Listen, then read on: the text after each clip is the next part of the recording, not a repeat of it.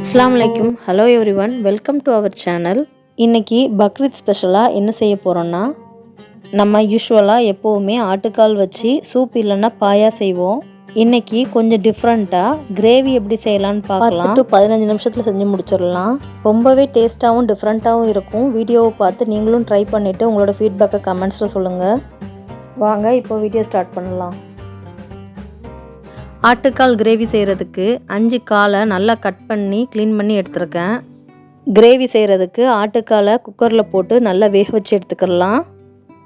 குக்கரில் ஆட்டுக்காலை போட்டு ஆட்டுக்கால் மூழ்குத அளவுக்கு தண்ணி ஊற்றிக்கிறணும். 1 டேபிள் ஸ்பூன் அளவுக்கு இஞ்சி பூண்டு பேஸ்ட் சேர்த்துக்கோங்க. 1 டீஸ்பூன் அளவுக்கு உப்பு சேர்த்துக்கிறேன். இப்போ குக்கரை க்ளோஸ் பண்ணி விசில் போட்டு நல்லா வேக வச்சு எடுத்துக்கிறலாம். இப்போ கிரேவி செய்ய ஆரம்பிக்கலாம். ஒரு கடாயில் 3 டேபிள் ஸ்பூன் அளவுக்கு நல்லெண்ணெய் சேர்த்துக்கோங்க. 1 டேபிள் ஸ்பூன் அளவுக்கு இஞ்சி பூண்டு பேஸ்ட் சேர்த்துக்கிறணும். இஞ்சி பூண்டை எண்ணெயில் நல்லா வதக்கி விட்டுக்கிறணும். 2 பெரிய சைஸ் பல்லாரி வெங்காயத்தை இந்த மாதிரி கட் பண்ணி வச்சுருக்கோம். இப்போ இந்த பல்லாரி வெங்காயத்தை இஞ்சி பூண்டு பேஸ்ட்டோடு சேர்த்துக்கிறலாம். பல்லாரி வெங்காயத்தை நல்ல எண்ணெயில் வதக்கி விடணும். 2 to 3 மினிட்ஸ்க்கு பல்லாரி வெங்காயம் நல்ல எண்ணெயில் வதங்கணும். 2 கீறின பச்சை மிளகா 4 சேர்த்துக்கிறேன். பச்சை மிளகாவை நல்ல வெங்காயத்தில் வதக்கி விடணும். இப்போ கிரேவிக்கு தேவையான அளவுக்கு மசாலா பொருட்கள் சேர்த்துக்கிறலாம். 1/2 டீஸ்பூன் மஞ்சள் தூள், 1 டீஸ்பூன் சில்லி பவுடர், 1 டீஸ்பூன் மல்லித்தூள். இந்த மசாலா பொருட்கள் எல்லாத்தையும் எண்ணெயில் நல்லா வதக்கி விட்டுக்கிறணும். 1 டீஸ்பூன் மிளகுத்தூள்,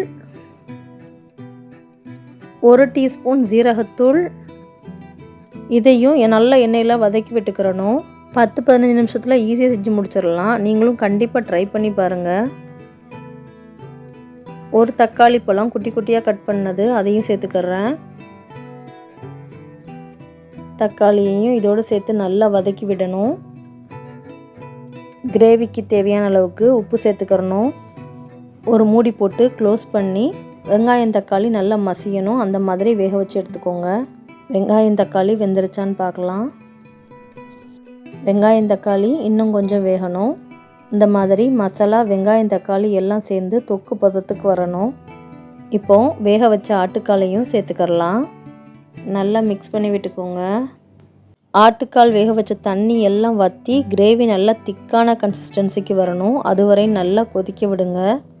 கிரேவியில் உள்ள தண்ணியெல்லாம் ரெடியூஸ் ஆகி நல்லா வற்றி வருது.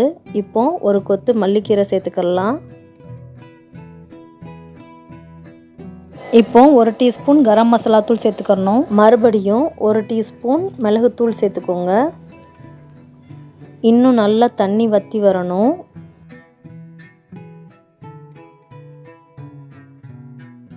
ஒரு மூடி வச்சு பாத்திரத்தை க்ளோஸ் பண்ணி ஸ்டவ்வை ஸ்லோ ஃப்ளேமில் வச்சு ஒரு 5 மினிட்ஸ் கொதிக்க விடுங்க. இப்போ ஒரு கொத்து கருவேப்பிலை சேர்த்துக்கலாம். ஆட்டுக்கால் கிரேவி ரெடி. இப்போ பவுலுக்கு ட்ரான்ஸ்ஃபர் பண்ணிக்கலாம். பவுலுக்கு ட்ரான்ஸ்ஃபர் பண்ணியாச்சு. நீங்களும் கண்டிப்பாக 1 டைம் ஆகுது இது உங்கள் வீட்டில் ட்ரை பண்ணி பாருங்கள். ட்ரை பண்ணி பார்த்துட்டு உங்களோட ஃபீட்பேக்கை கமெண்ட்ஸில் சொல்லுங்கள். உங்களுக்கு இந்த வீடியோ பிடிச்சிருந்துச்சுன்னா லைக் பண்ணிக்கோங்க. உங்களோட ஃப்ரெண்ட்ஸ் அண்ட் ஃபேமிலியோட ஷேர் பண்ணிக்கோங்க. இன்னும் நிறைய ரெசிபிஸ் தெரிஞ்சுக்கிற என்னோடய சேனலை சப்ஸ்கிரைப் பண்ணிக்கோங்க. வேறொரு இன்ட்ரெஸ்டிங்கான ரெசிபியோட நெக்ஸ்ட் டைம் மீட் பண்ணுறேன். தேங்க்ஸ் ஃபார் வாட்சிங்.